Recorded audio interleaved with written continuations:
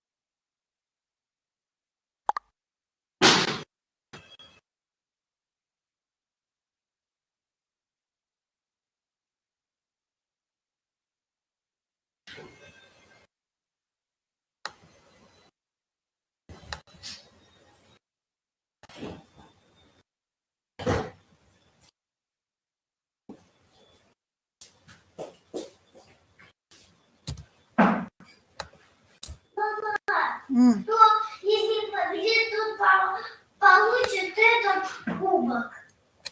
Вот такой кубок. Алло? Смотри. Никита? Кто выиграет, у кого есть козырь, Здравствуйте. Здравствуйте. Я спросил, вы начали проверять список людей? Нет, еще нет, я еще не сделала ксерокопию. У меня презентация не загружается, я пытаюсь как-то... Хорошо, извините. Попытаюсь.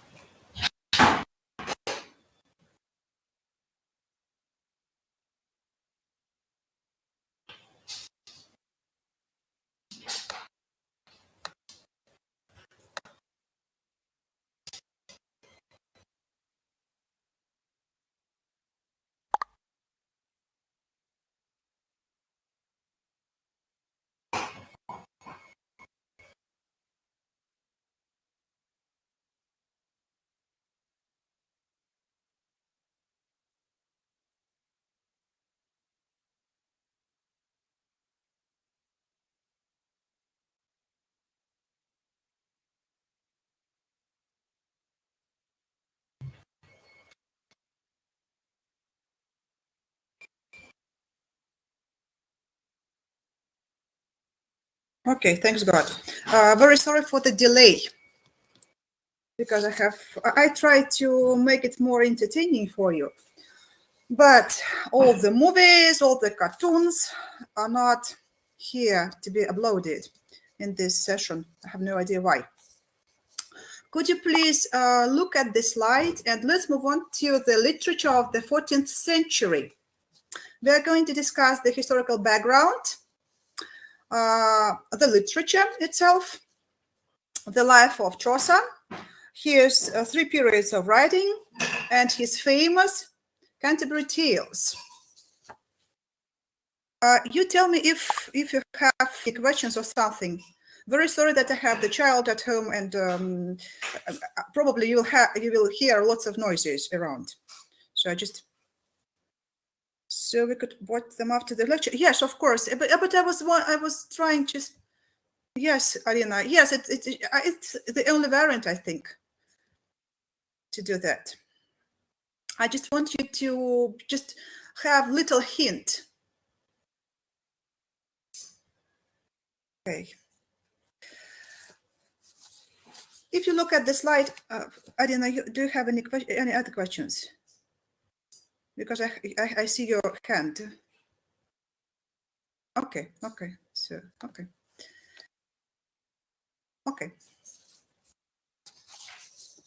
If I have the chance, I'm going to give you 2 lectures for today, because obviously we will lose some of the lectures throughout this semester. That's why maybe we need to be rather speedy.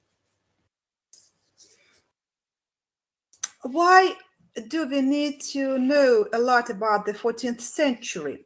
Because as you know, as you remember from the previous lecture, we have the Norman invasion. And of course, London became the residence. As the city got this position, the London dialect became the central dialect. And of course, that's why it was understood throughout the country. And logically, it was the London dialect from which the national language developed afterwards. So this is the first thing that you need to remember, why we have this special position of London. The other thing that we need to know is that the 14th century was famous for the trade, because the English bourgeoisie traded with Flandria. They were very much interested in selling wood. And Flanders were very much interested in producing the clothes from that wonderful wool. So England wanted to become the center of the world market.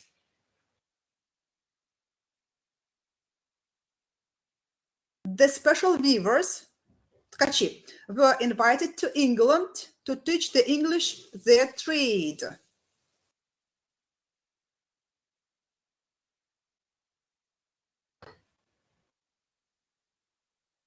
I'm sorry, можно сказать? У нас снизу слайда немножечко обрезается. Там только одна строчка, да, обрезается или как? Let me see it. Just a second. Let me fix it. Just a second. Что-то у нас сегодня вообще это как лучше.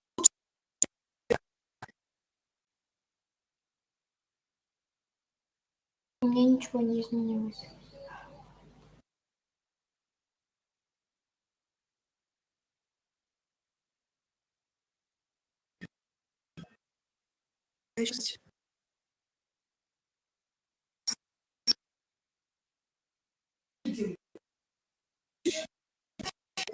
Может быть, вот.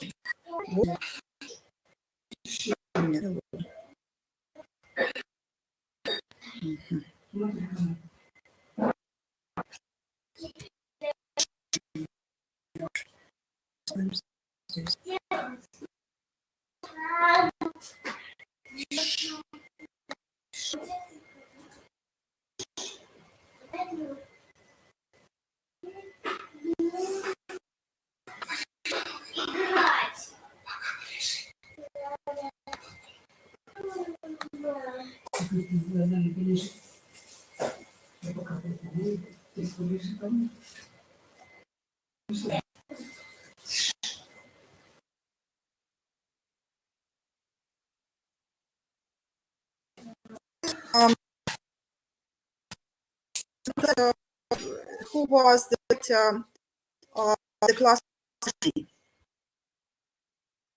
So here, have I answered the question?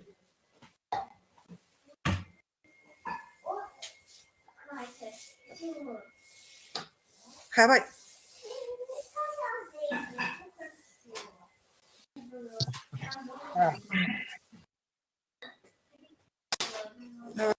Have you got the sentence here?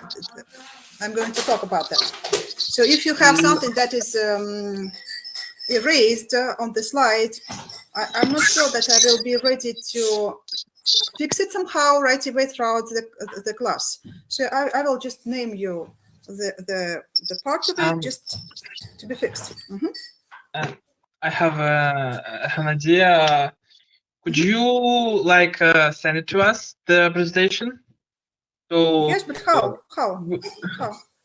That's How can I do that? that's a good question. Do you have Wiki account or something else, something like this? Like or you can use mail. На почту. Yeah. Okay. I can send it to you throughout the email. Okay. I have one of the emails, so I can do that. Okay. So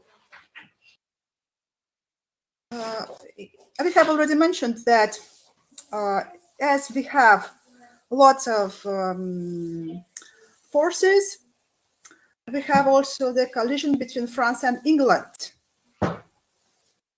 And it's again about the trade, about the territory, as usual. And you need to know that King Edward III made war with France in 1337. And if you look at the slide, you will see that the war was called the 100-Year War because it lasted more than 100 years. Okay. If at first England was very successful and the English fleet even defeated the French fleet in the Channel, and it also won battles, but the ruin of France and the famine brought about the disease that is called pestilence, chuma. And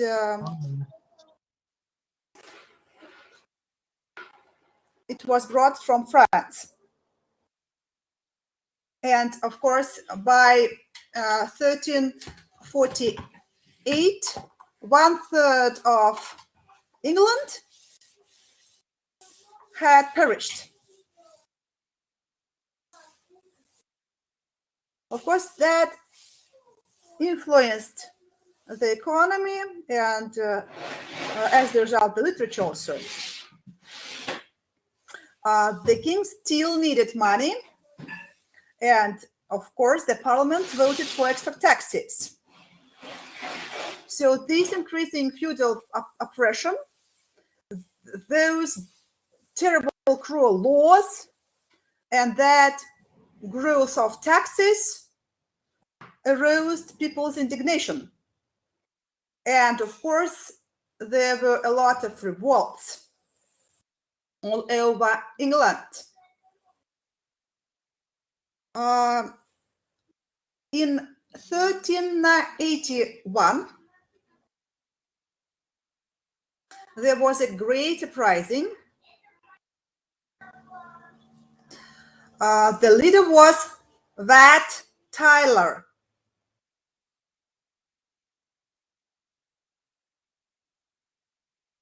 The rebellion was suppressed. The Wat Tyler was murdered,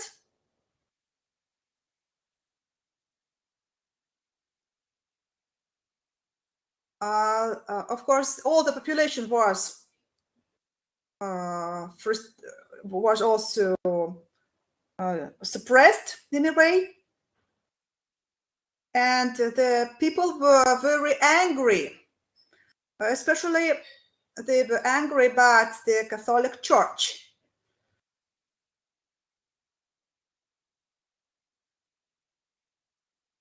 And that great war found an echo in literature.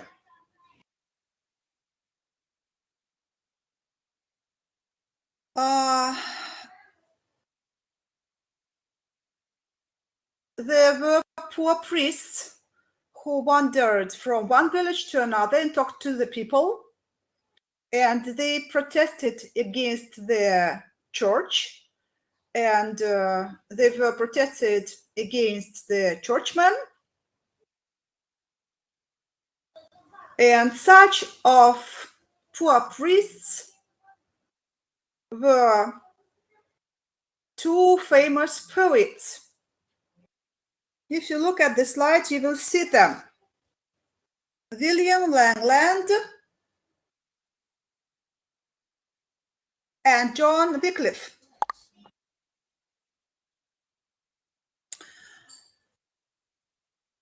But the greatest writer of the 14th century was Geoffrey Chaucer. And here I just erased the sentence that he was the writer of the new class. So he was the writer of the class of bourgeoisie. So he began that way of realism in literature.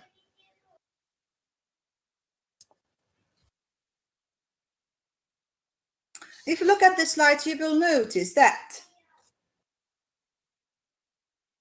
Anglo-Saxon language became less common.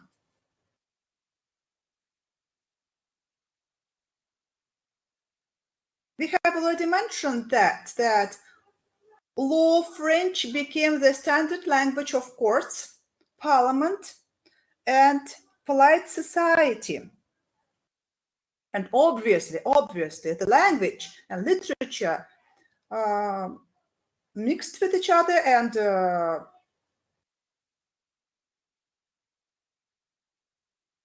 we can say that Anglo-Saxon language underwent a transition into Middle English.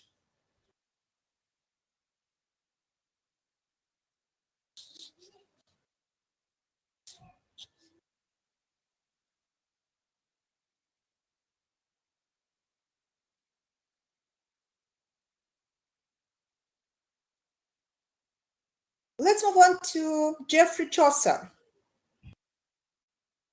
I have already mentioned that he was the first to clear the way for realism. So he approached realism.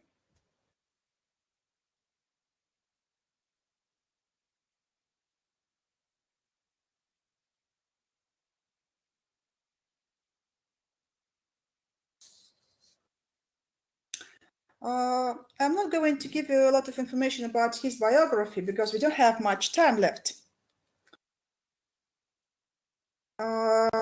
Just little hints. His education was very good.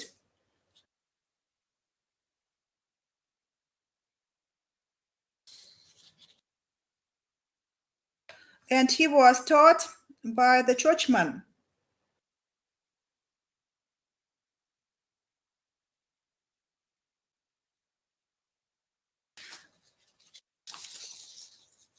Let's move on at the time period of his literature way. If you look at the slide, you will see that he has three periods in his writings. The first one is the French period. It's easy to understand that the French period occurred because he was fond of French poetry. and he spoke French brilliantly. And he even translated from French several famous allegorical poems. For example, the Romance of the Rose,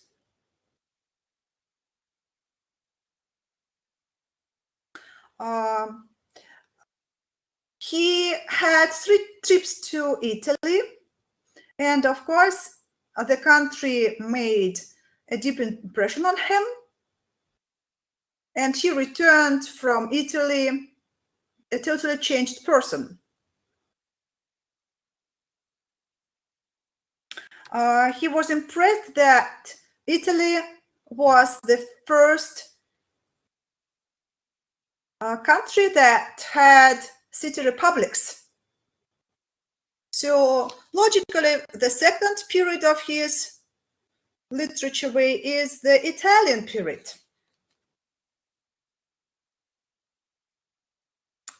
In that period of his literature way, he wrote the poems like The Parliament of Birds,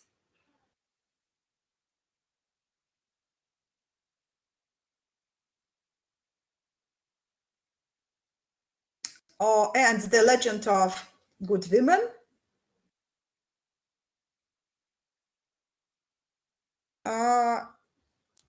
Of course, in 1374, he was a mature person already, and we can say from that year, he started writing literary work solely in the English language. And at that period of time, he wrote his Canterbury Tales.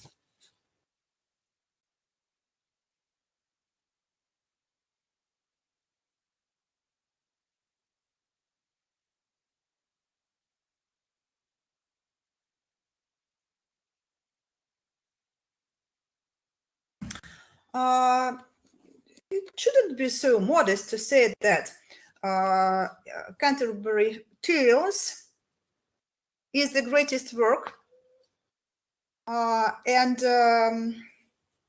there were no more so prominent works throughout 2 next centuries.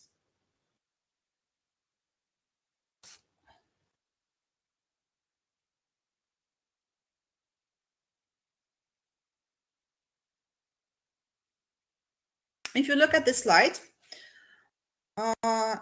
you can see that Canterbury Tales is an unfinished collection of stories in verse. This collection is told by pilgrims.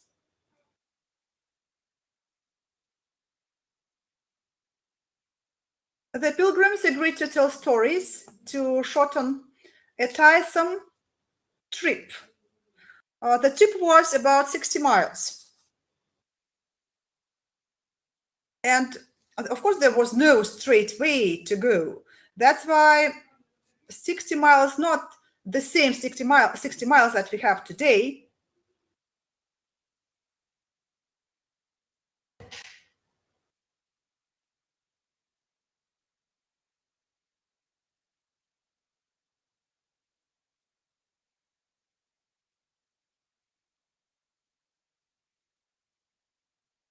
Chaucer opens his masterpiece with a prologue in which 30 men and women from all ranks of society show their beautiful stories, and Chaucer makes a record portrait of each traveler.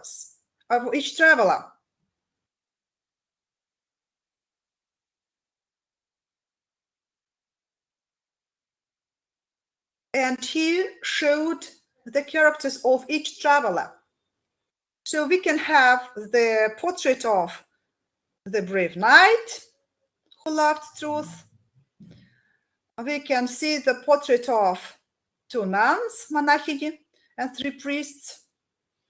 We have the fat monk who loved hunting and who was fond of eating, not praying. So we have all characters that are typical representatives of their classes. And if we just combine the portraits, we can see the English people.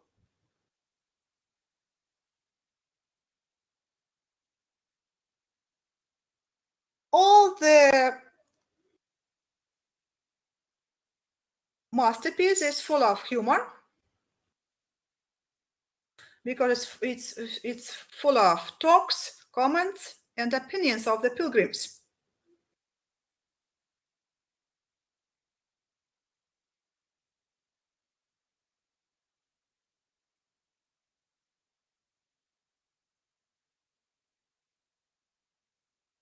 What do you need to know is that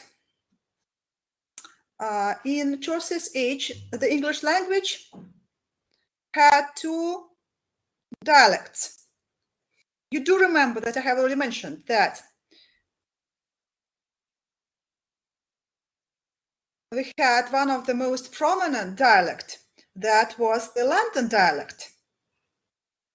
So Chaucer wrote his masterpiece in the London dialect.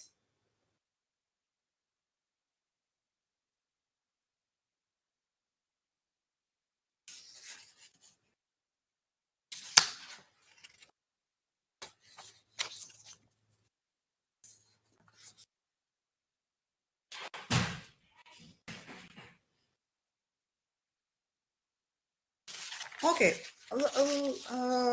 let's move on to the next slide, and could you please look through the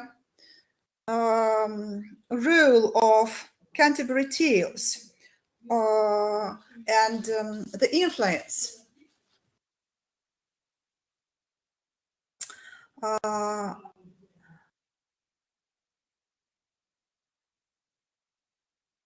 If you can see that this collection of stories sums up all types of stories that existed in the Middle Ages.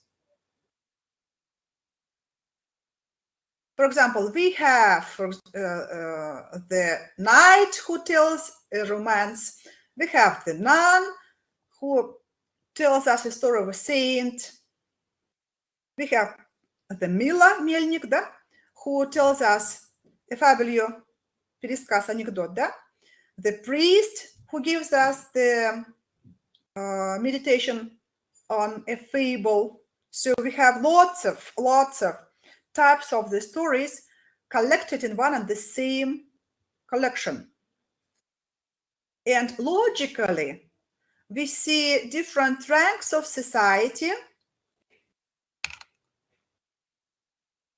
in the Middle Ages. What are the main traits or maybe peculiarities of this collection of stories? The first is that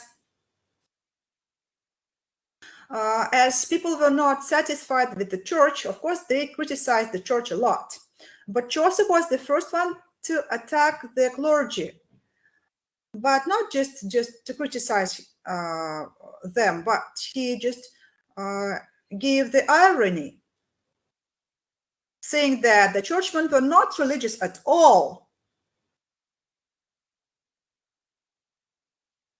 The second is that he was the person who stayed at the court, but he was not the follower of monarch, and he hated any kind of tyranny.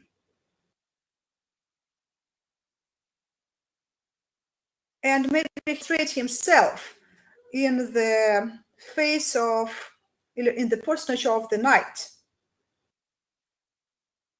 And the third is that Chaucer really appreciated the English language itself.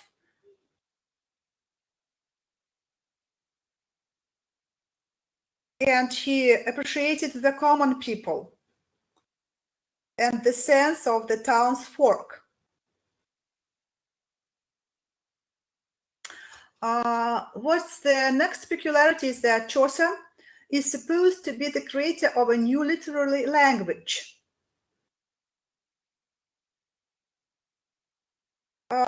You do remember that we have the French influence and half of the society spoke French, but he introduced the English language into the society. And the English language became the language of the literature. And the last one is that all his stories that are in the collection of Canterbury Tales are drawn by the real people from real life.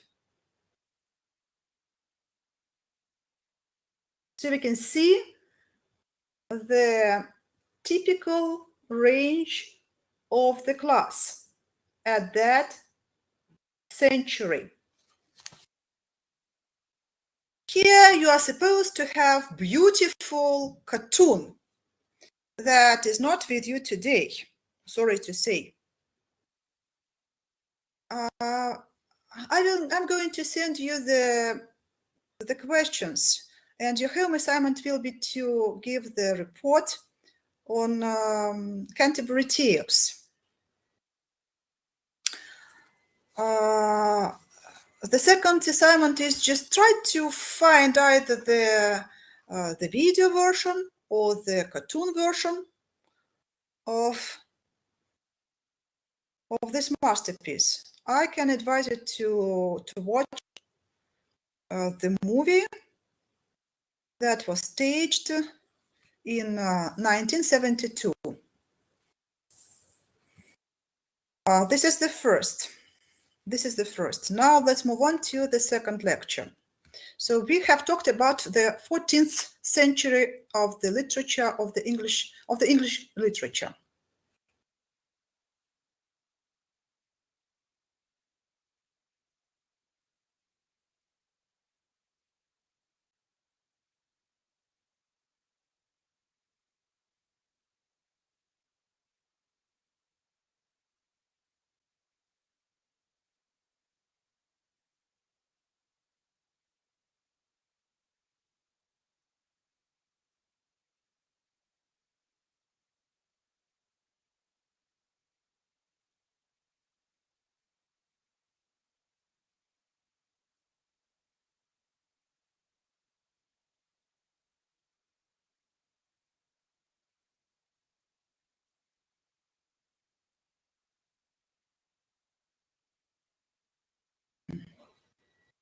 Something is wrong again.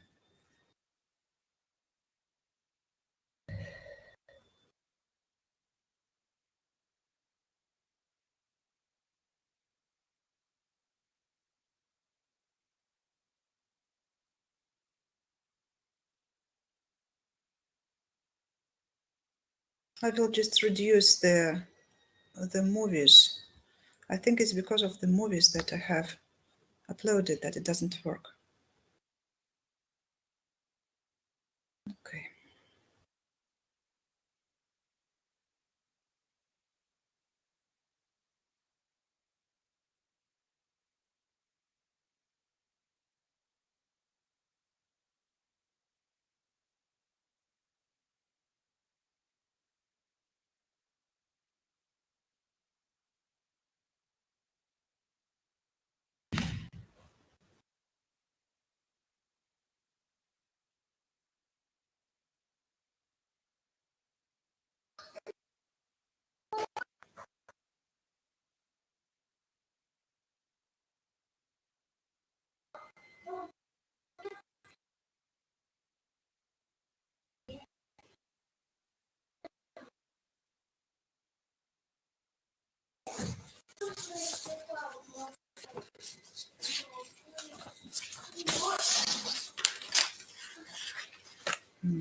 Да что такое-то?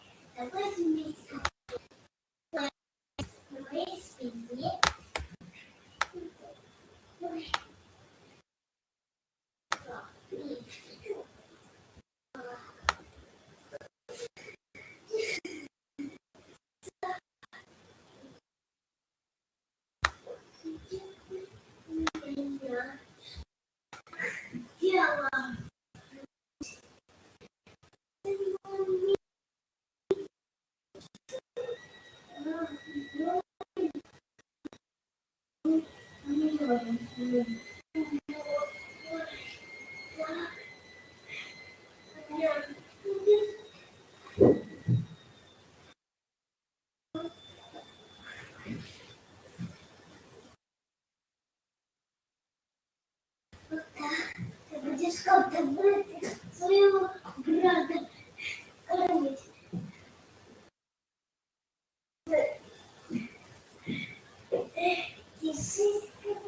Нет, почти такой. Я тебя можно держать не буду.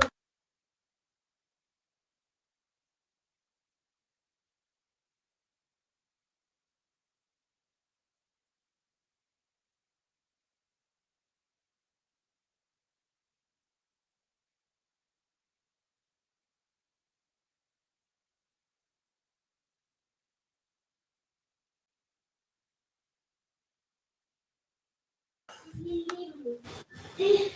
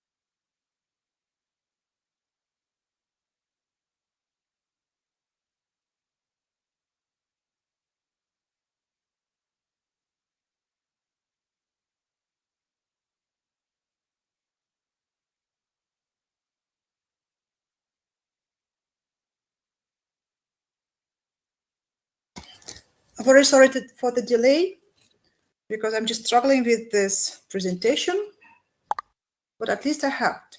Okay, could you please look at the slide? We have already checked the 14th century with the famous collection of stories by Chaucer. Now we are going to talk about the ballads of the 15th century.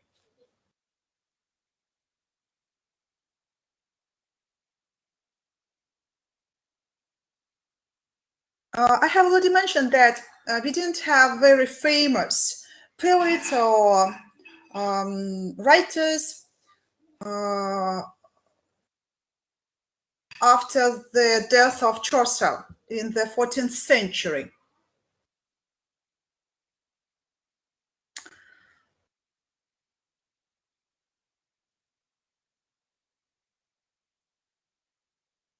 I have already mentioned that history always influenced the literature, of course, the language, of course.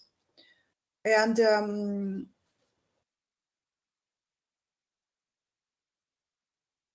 when the English were out of France by 1453, we have the two different forces that struggling for the power. And you do know probably from the history of the English of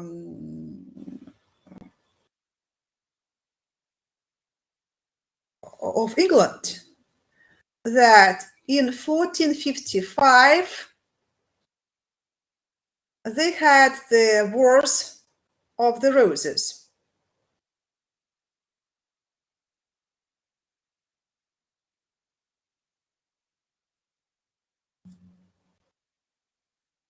The idea was that the big barons of one of the houses, particularly it was the house of Lancaster, wished to continue the war with France. The other big barons didn't want that. Of course, in 1485, the Wars of the Roses ended, and at that time it was Henry VII who became the King of England.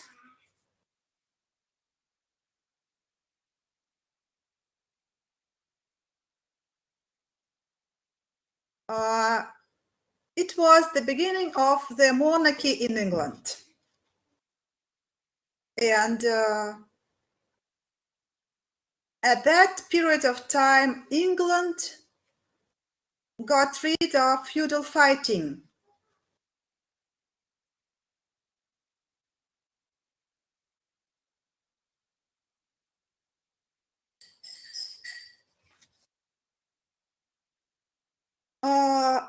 What can we say about the literature at that period of time? If you look at the slide, you will see that William Caxton set up the first English printing press. And of course, it meant that there was the invasion of books.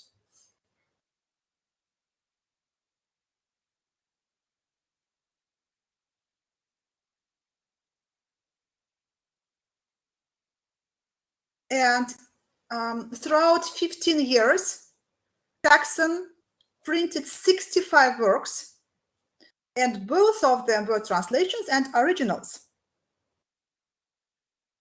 So he brought French and Latin literature works into English. And of course, England got the education.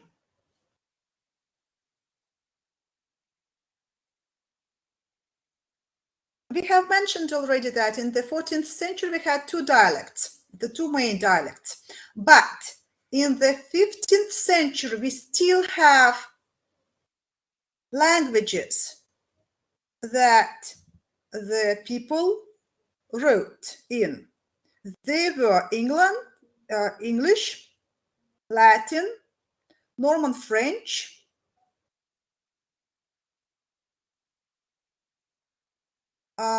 if we talk about the literature itself, you need to know one of the names.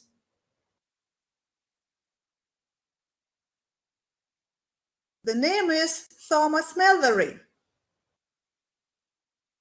Caxton printed his works in 1485.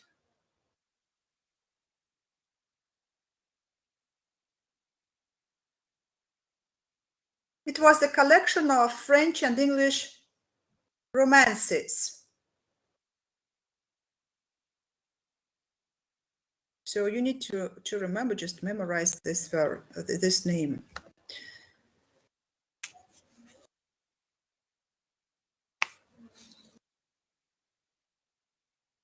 Of course, I have already mentioned that we had Latin, Norman, French, English language that were used for writing, but the population could not write.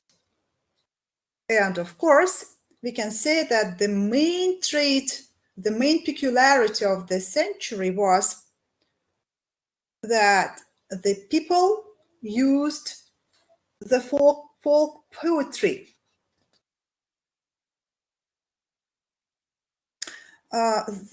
The folks and folk poetry had lots of themes. It was about the harvest, about the spinning, about weaving, ткачество, about mowing.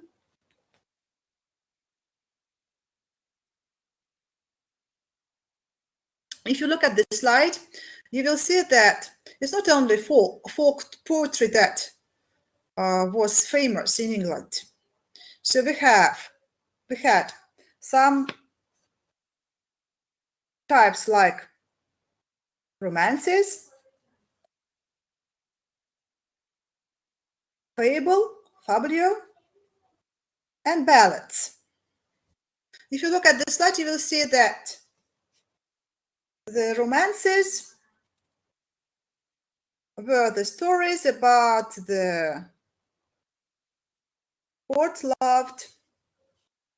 love, and some kind of lyrical poems.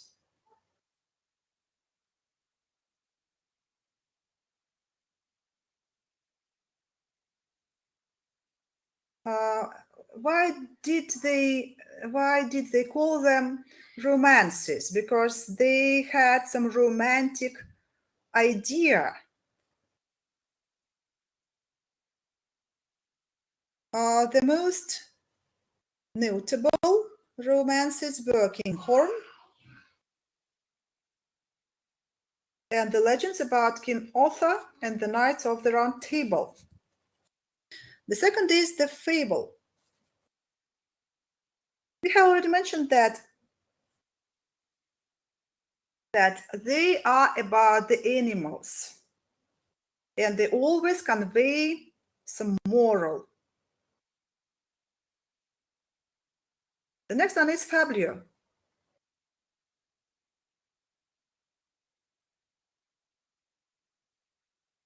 Fabulio is the funny story about some funny person or some funny animal.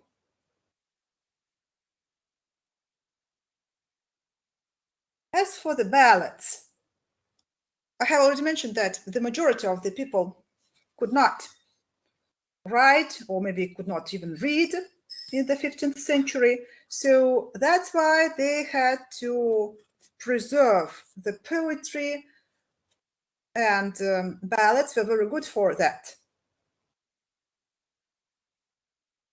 they had lots of songs.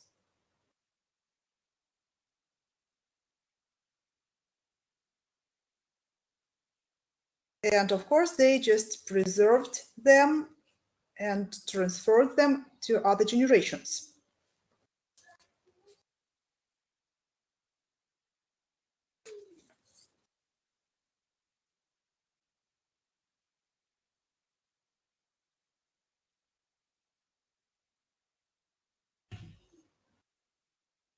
Let's look at the types of the ballads. I have mentioned already that the songs and ballads are very famous. Were very famous because they are very short. They were given in verse, and they had the special refrain, pripев, that followed each stanza, couplet. So it was very easy to be memorized.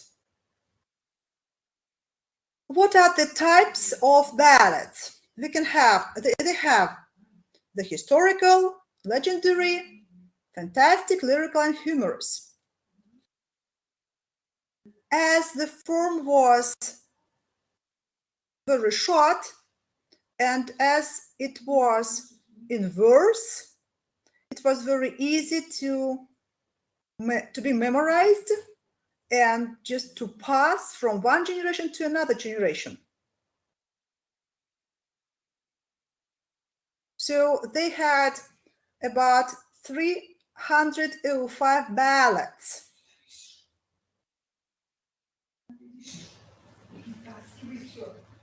The ballads can be divided into three groups. The first is the riddling ballad.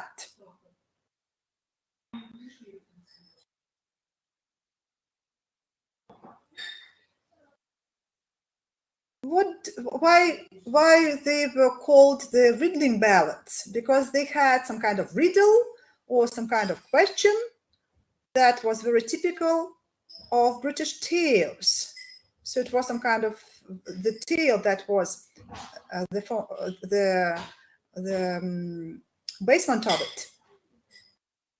And of course, the characters were to answer the questions. The second is necromantic, колдовские.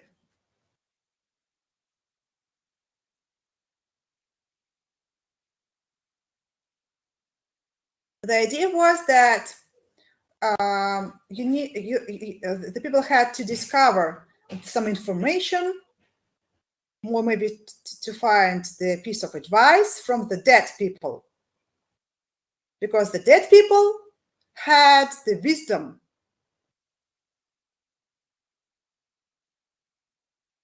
The third one is the world ballads.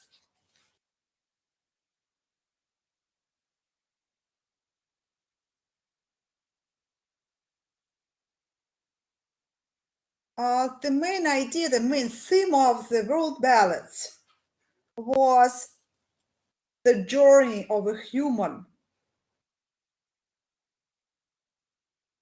around the world.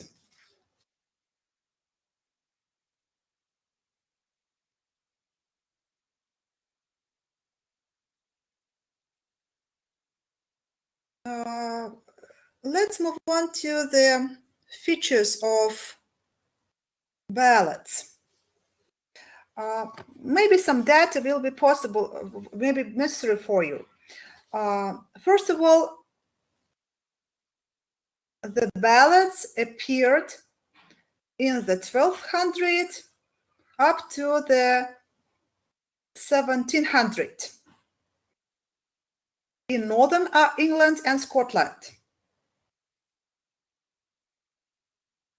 And of course, as people were different, the ballads were very different. So originally they were very different. It doesn't mean that they finished and they were not written anymore by 1700. Of course, they were written until 18th and even 19th centuries.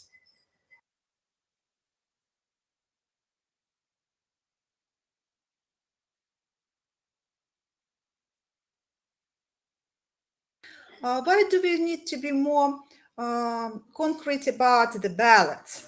Because these are maybe the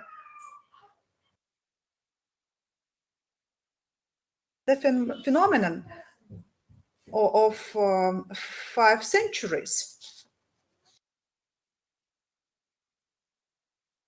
And as the type of the narration, as the type of the literature, as the type of literal world, they are very much different from other types of masterpieces. So I have already mentioned that they had plenty of kinds of ballads. And many ballads were about death. And of course, they survived many generations. And they had very special form and rhyme, yeah, that I have already mentioned.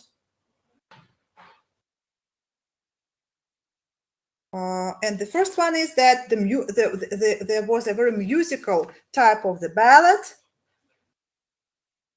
that had a refrain and rhythm, and that followed by a stanza.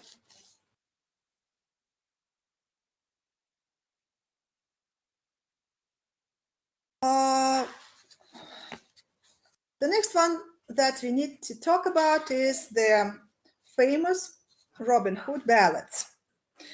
It's very sorry that your presentation doesn't have any movies and cartoons today, but it's the only variant to upload it in this form. I know and I believe, and I'm sure that the majority of you have already watched either the movie or the cartoon about Robin Hood.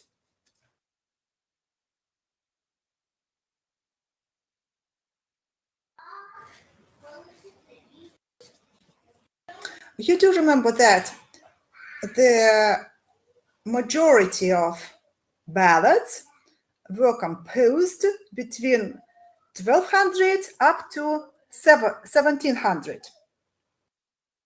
And of course, this particular ballad about Robin Hood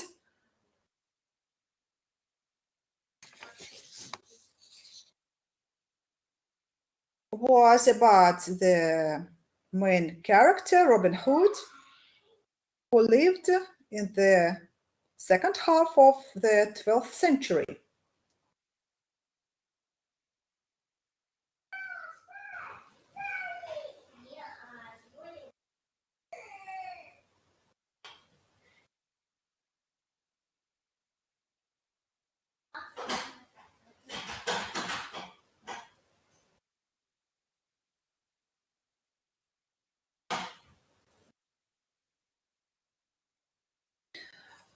If we talk about the order of the society at that period of time, we can say that the society was mainly divided into lords and peasants.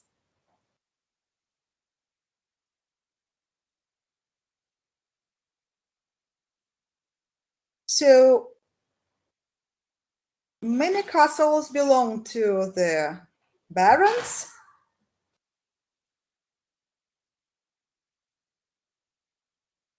So, and they were very nasty.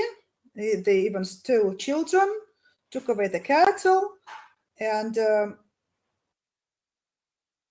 if people resisted, they were killed. So it meant that the population had to go out into some bands and hide in the woods.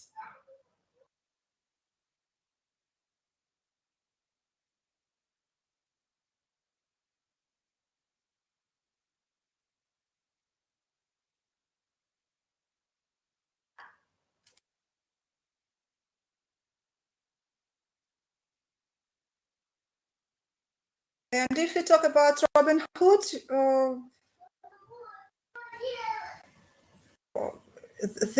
that character was so famous that there were more than 50 or more ballads about him, because he was so sincere, and he was so patriotic, and he was so generous to people.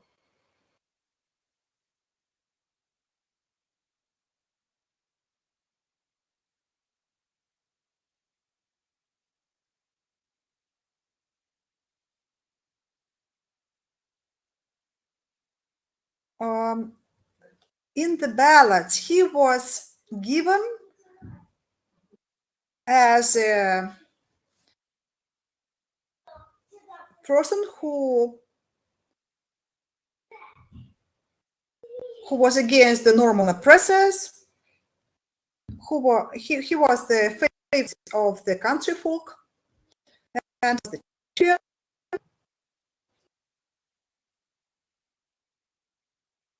He had the ability to escape from any trouble, and he had the ability to revenge all his enemies.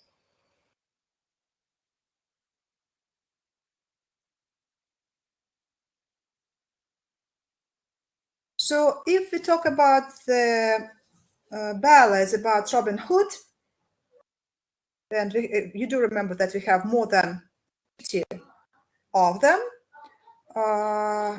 They were composed from the 1200 up to 1400. And we can say that the ballad has the influence on the English literature in the form that they developed the poetry up to the 20th century. The misfortune for us is that the authors are forgotten.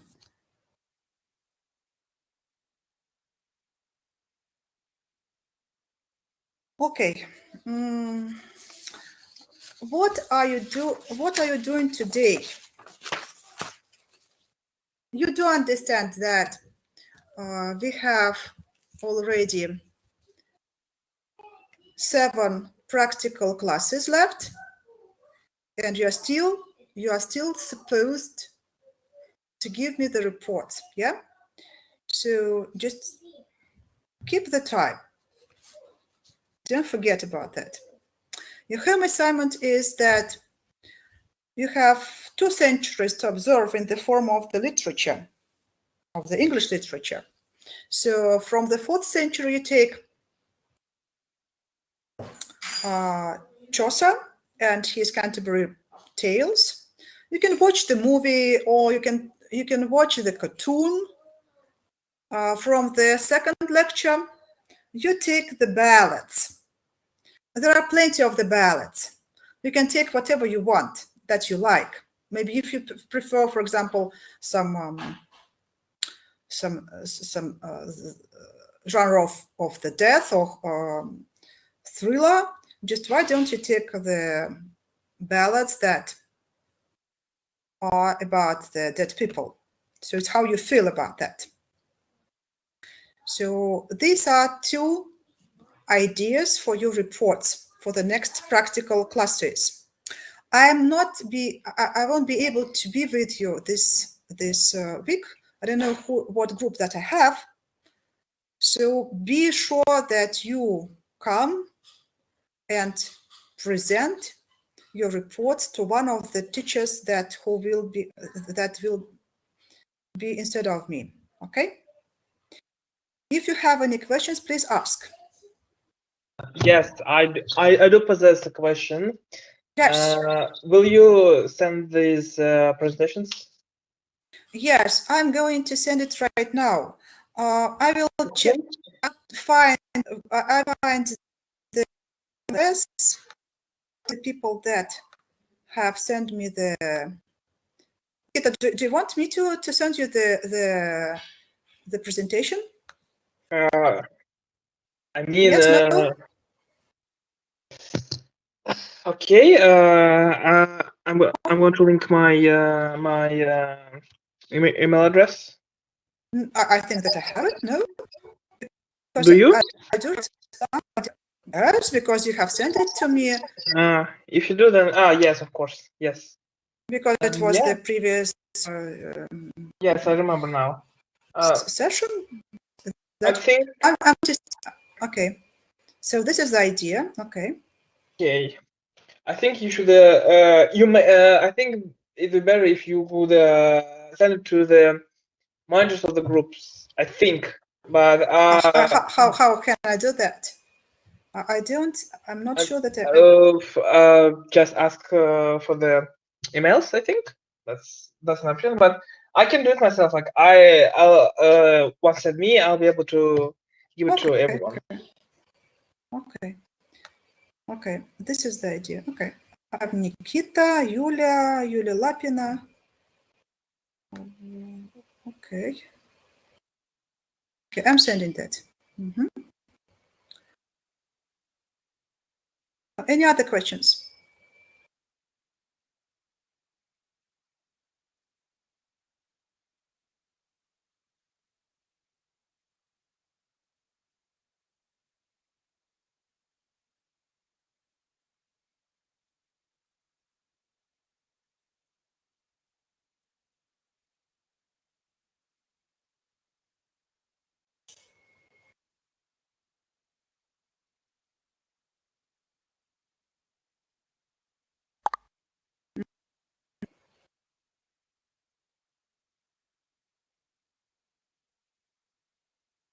Send it.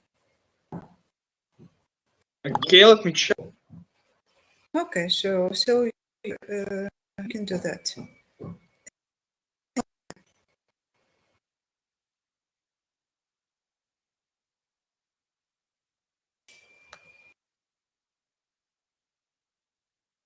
Any other questions? I haven't received it yet. Let me check it again. Отправляется, because they're very big. Yes, I have. Yes, you should have taken them. Because they're too big. Any other questions? I just advise you to. Yep, I got it. Okay. So there are two things: to watch the cartoon or the video, the movie, Canterbury Tales, and just some ballads. The one that the type that you like to read, or maybe to watch, or just to listen to. So it's your choice how you do it. If you don't have any questions, you can be free. До свидания. До свидания. Goodbye. Bye. Goodbye.